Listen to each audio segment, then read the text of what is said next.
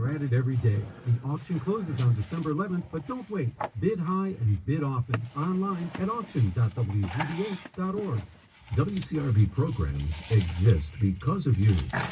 And the Lowell Institute, screening the PBS documentary Little White Lie, which tells Lacey Schwartz's story of growing up in a Jewish household in New York, with loving parents and a strong sense of her Jewish identity, despite the open questions from those around her about how a white girl could have such dark skin. Little White Lie is a personal documentary about the legacy of family secrets, denial, and the power of telling the truth. Thursday afternoon, November 29th at 12:15 in Suffolk University's Modern Theater.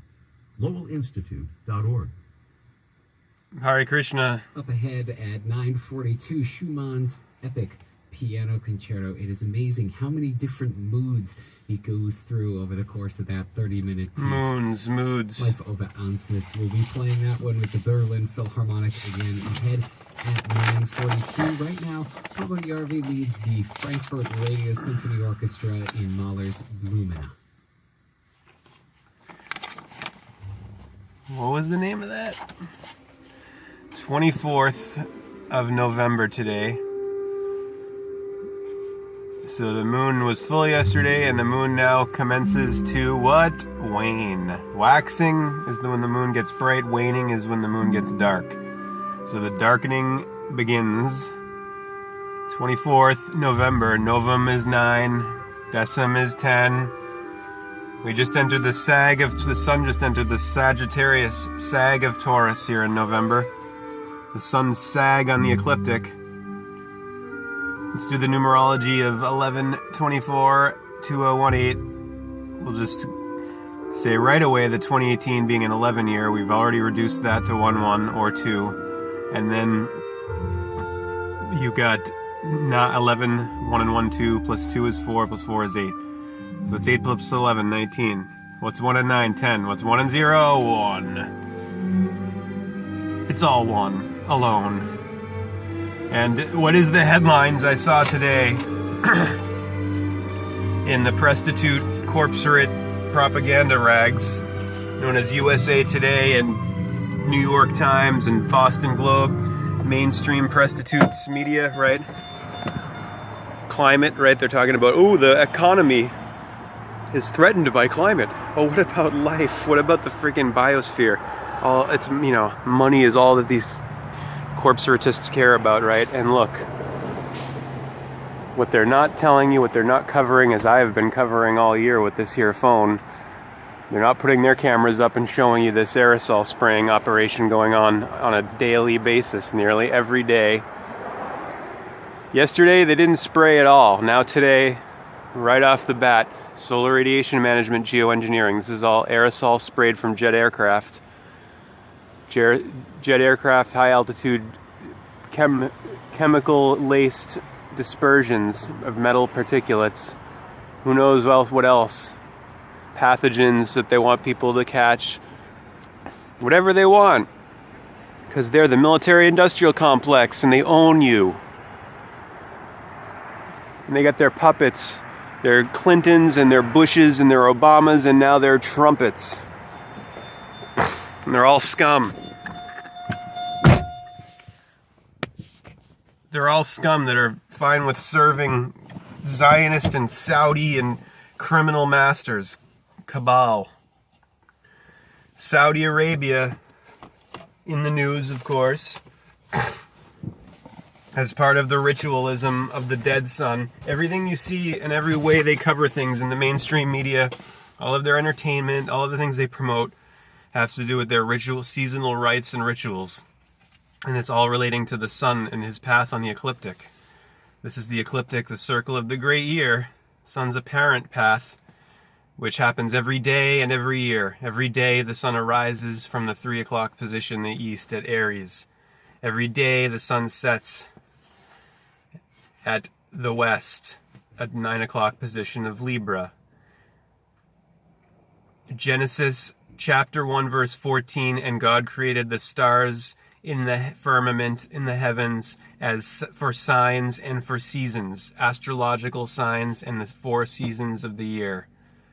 all of the science of astrology, which none of the mainstream religions, Judaism, Christianity, or Islam, acknowledge as legit and a huge part of their teaching. And with the Christmas ritual coming up, right?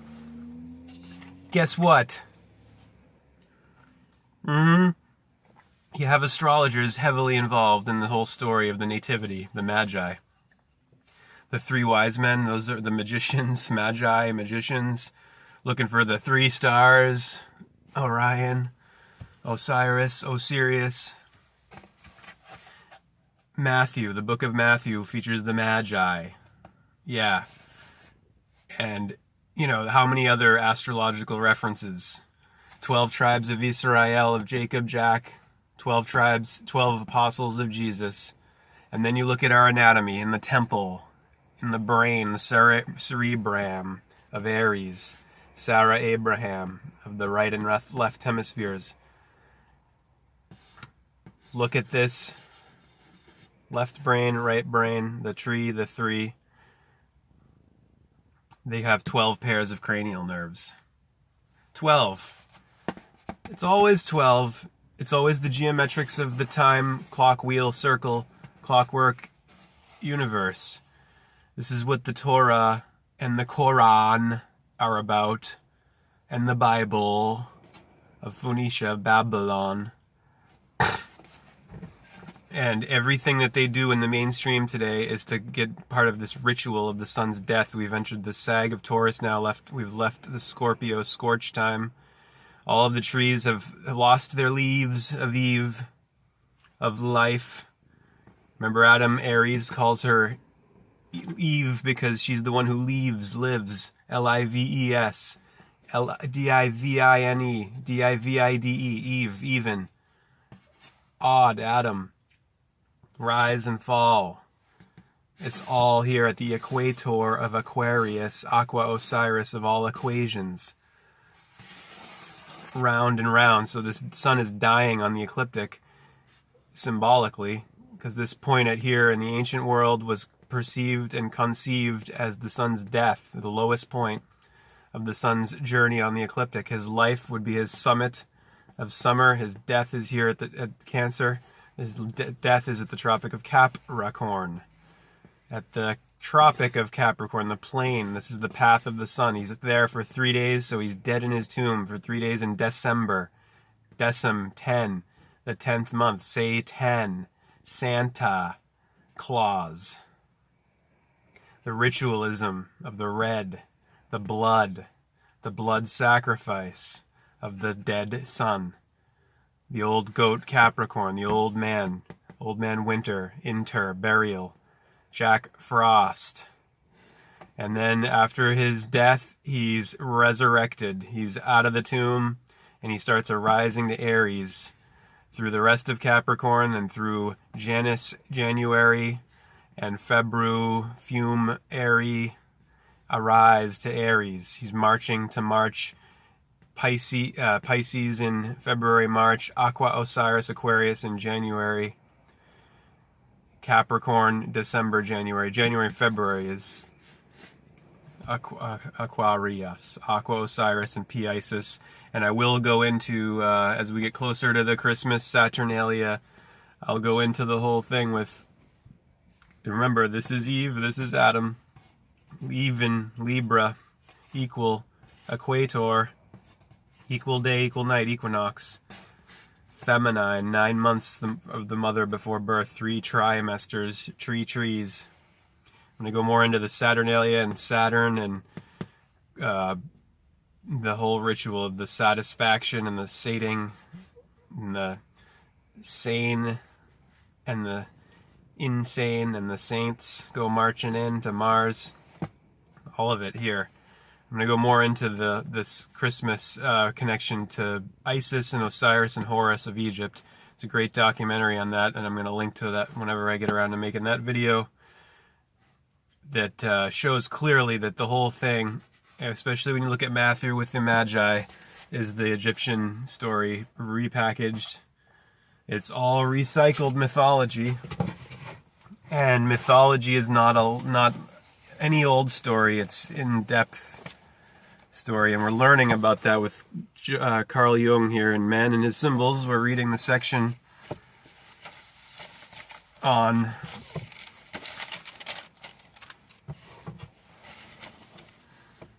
the trickster. Here, this part, heroes and hero makers.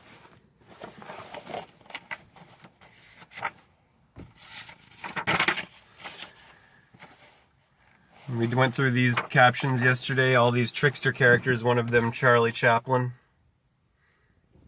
Hermes, Coyote, and Peyote. So we just read about this Peyote from Raiden.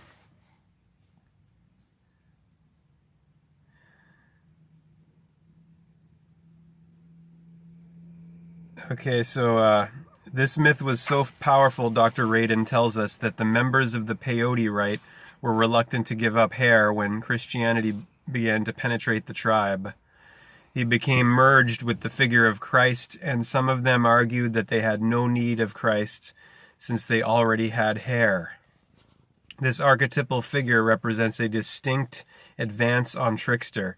One can see that he is becoming a socialized being, correcting the instinctual and infantile urges found in the trickster cycle. Redhorn, the third of this series of hero figures, is an ambiguous person, said to be the youngest of 10 brothers. He meets the requirements of an archetypal hero by passing such tests as winning a race and by proving himself in battle.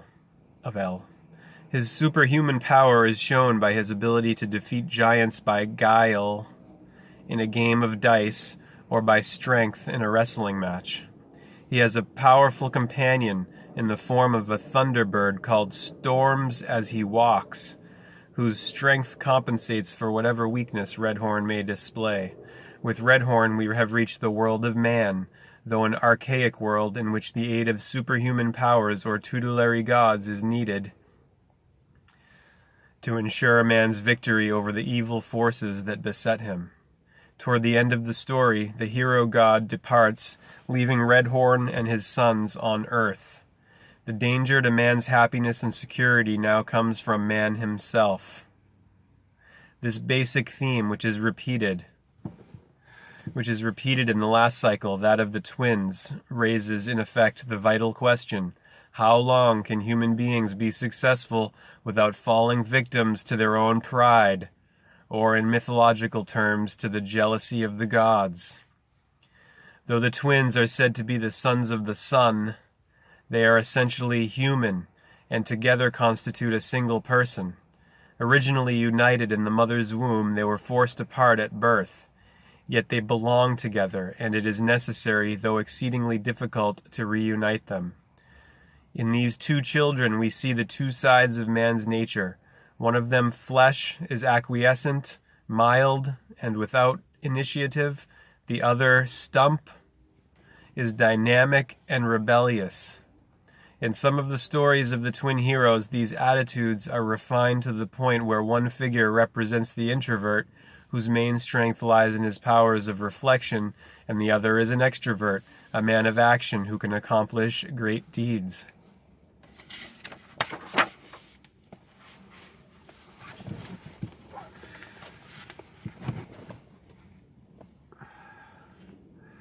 The second stage in the evolution of the hero is the founder of human culture. Cultor, your cult. Left a Navajo sand painting of the myth of Coyote, who stole fire from the gods and gave it to man. In Greek myth, Prometheus also stole fire from the gods for man, for which he was chained to a rock and tortured by an eagle, of El, below on a 6th century BC cup. There it is. And there's the Navajo sand painting. And on the other side now, the hero in the third stage is a powerful man god like Buddha. In the 1st century sculpture above, Siddhartha begins the journey on which he will receive enlightenment and become Buddha. Below left, a medieval Italian sculpture of Romulus and Remus, the twins, raised by a wolf who founded Rome and who are the best known instance of the fourth stage of the hero myth. Continue the rest later. Hare Krishna.